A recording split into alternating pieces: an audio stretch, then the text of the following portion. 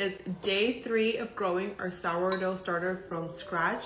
This is what it looks like. Look how active it is. It's doing pretty well. Let's smell it. It smells like spoiled milk that's sweet. It has like a tiny bit of sweetness to it, but it smells kind of sour-ish. I mean, it doesn't smell disgusting. Looks like today, I think from now on, I'm gonna start marking it to see what it does, because I marked this last night when I noticed that it was growing, and I was like, oh my gosh, it's getting bigger, right? So I marked it because I wanted to see where it was. So I marked this like really late, like 12 p.m. last night. So at 12 p.m. last night, that would have been 12 hours after me feeding this. So it was here and then it rose up. You can see where the walls are dirty. So that was at the highest peak and now it's falling back down. Anyway, so let's feed it. Actually, I want to show you what the top looks like.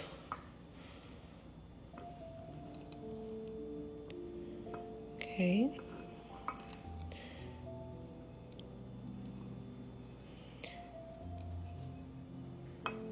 This is just after 2 feedings. We're about to feed it for the 3rd time. A lot of action happening in here. That's actually very exciting. Growing a sourdough starter shouldn't be hard, but let's see what the rest of the week is going to look like. So if you're following along with this process, or if you're growing a sourdough starter from scratch, let me know what you're experiencing so far. I'm so curious because this is my 3rd time growing it, and I grew it without any problems. Like, I baked bread on my 9th, 10th day of growing a sourdough starter from scratch. But I really want to know how your experience is going, and if you have any questions. I really wish I can see your guys' starters. That would be so amazing. Okay, place a new jar on your scale, zero it out, 2 grams. Now I'm gonna put 25 grams of this starter into the new jar. 23. Ooh, actually that smells weird. Once I stirred it, it has a weird smell. Oh, that smells bad. That smells very bad.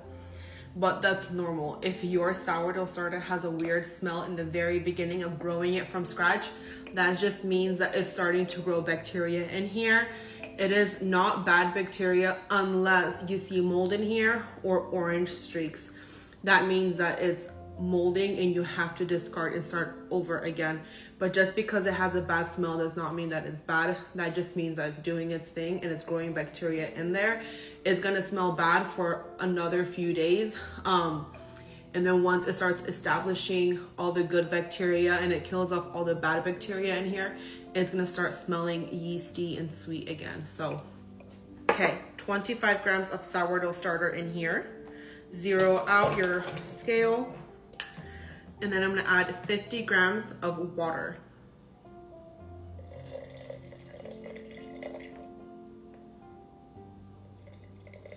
It's okay if you go over just like by 1 or 2 grams. It's not that big of a deal. You don't have to take things out, just leave it as is. But it is easier to use a scale. That way it can be the most accurate. I'm just gonna mix the water and the starter together. How many of you grew your own starters from scratch? I know that you can buy packets online, but listen, this is my thing. Even if you buy a dry starter online, it's still gonna take you a week to revive it back to like its healthy state. And I know most people say, my starter is 20 years old, it's so healthy and established, so I'm gonna dry it and sell it for people to buy online. But what you don't realize is once you start adding water and flour to the starter that you purchased online, it's as new as the last time you fed it. So a sourdough starter can be just as strong at 2 weeks old and as a starter that's 10 years old, because it's only as healthy as often as you feed it and if you take care of it. I hope that makes sense. Okay.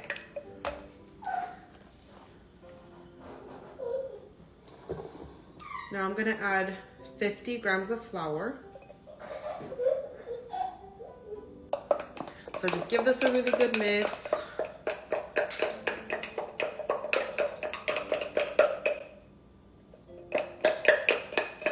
a weird smell. Usually day 3 and 4 is gonna have the worst smell, so just be prepared, it's normal. Okay, now push the starter down.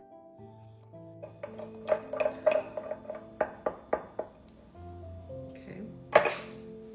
Close it with the lid loosely. You don't wanna have a tight seal, and you also don't want it sitting out open like this. Just something loose. Grab a marker or a rubber band or something and mark where it's at. So mine is right now, right there. And then I will come back and show you guys what it does. So this is gonna be, this is the new beginning of day 3. So let's see what happens. Keep this at room temperature for 24 hours. Make sure that you're feeding it every 24 hours. Do not put this into the fridge just yet. You only want to put a sourdough starter that's established into the fridge. So make sure you're not putting this into the fridge just yet. It's still a baby. It still needs warmth to activate all the bacteria in here.